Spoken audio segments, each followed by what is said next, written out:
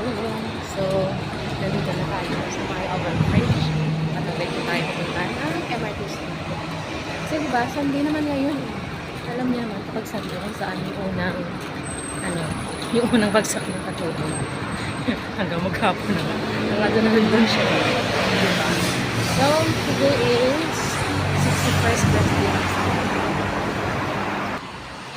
Kaya, naka-kulay na red and white tayo. Kasi yung gusto nilang suotin namin ngayon.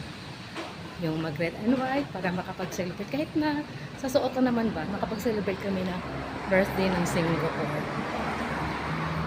So, alam niyo naman ko, so nakakaalam dyan sa mga followers ko na kung gano'n ako dito katagal. Mga kalahating na, di ba?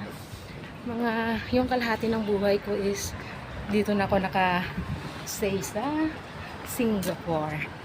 O, di ba? Mag 22 years old ako nang pumunta ako dito. So, now is 44 years old na ako. O, di ba? So, diba So, imagine mga katulong, kalahati ng buhay ko, nandito ako sa Singapore, nagtatrabaho. Pero hanggang ngayon, wala pa rin ng ipon. Yung ipon ko lang talaga na for sure, mga resibo, mga katulong. 9 o'clock na ng umaga, pero yung Ion Orchard, hindi pa naka-on yung mga ilaw, kasarado pa yung mga shop.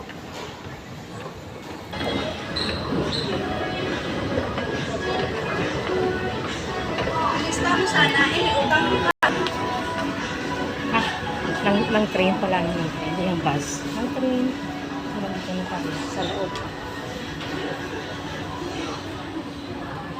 Tapos alam niyo ba mga katulong, kapag ganito yung kulay ng suot mo, marami nakatingin sa'yo. Kasi nga, bawa talaga na celebrate siya ng birthday na Singapore. Doors are Pero dahil closing. sa crowd ng katulong, pagkila.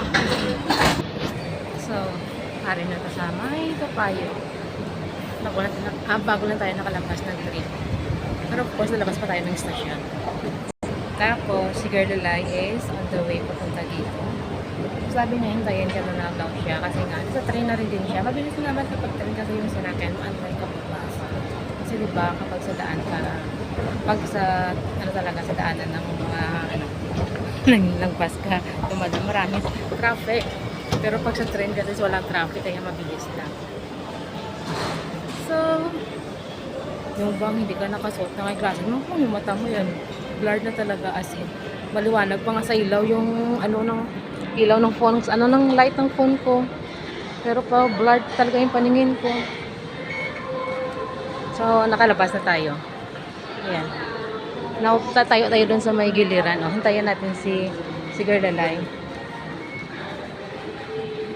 As in color of the day, as in pula. Red. So, di ba ang laki ng istasyon? Ganito yun dito sa Singapore. Yung istasyon na sobrang laki. So mga katulong, hanggang dito na lang ako. May music kasi. So maraming salamat. Bye-bye! Paalam!